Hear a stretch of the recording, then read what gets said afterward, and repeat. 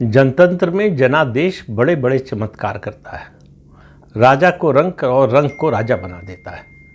और ये स्थिति जो है लगातार चलती रहती है। ऐसा नहीं होता कि लगातार कोई राजा बनता रहे और लगातार कोई रंक बनता रहे, लेकिन ऐसा भी कालखंड आता है जब ये सिलसिला लगातार चलता रहता है, क्योंकि जनता जिस पर एक बार भरोसा कर लेती है उस पर अविश्वास करने के लिए उसके विरोधियों को, मतलब उस पार्टी के, जब राजनीति की बात कर रहे हैं तो उस पार्टी के विरोधियों को बहुत ज़्यादा मेहनत करनी पड़ती है, बहुत ज़्यादा परिश्रम करना पड़ता है।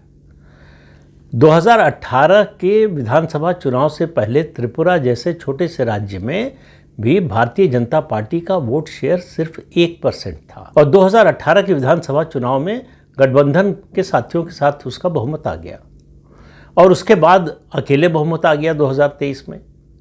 तो अब आप देखिए कहाँ आज भारतीय जनता पार्टी त्रिपुरा में 41% वोट पर खड़ी है। 1% 41%।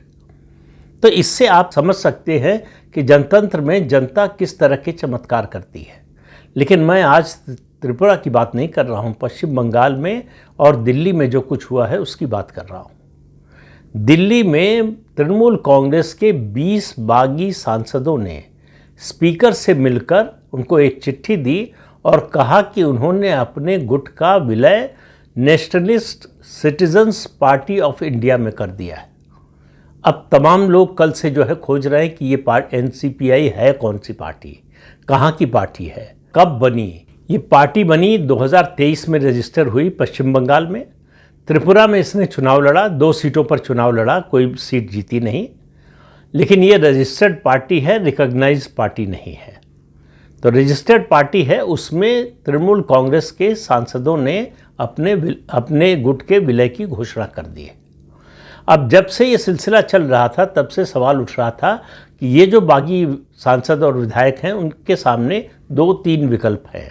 एक, या तो वो उनकी नाराज़गी दूर हो और लौट जाए वो तृणमूल कांग्रेस में, जो कि होता हुआ दिखाई नहीं दे रहा और न हुआ। दूसरा ये कि वो अपना विलय भारतीय जनता पार्टी में कर ले, भारतीय जनता पार्टी इसके लिए तैयार नहीं थी। तीसरा रास्ता उनके सामने ये था कि वो महाराष्ट्र का मॉडल अपनाएं और तृणमूल कांग्रेस पर ही कब्जे का प्रयास करें।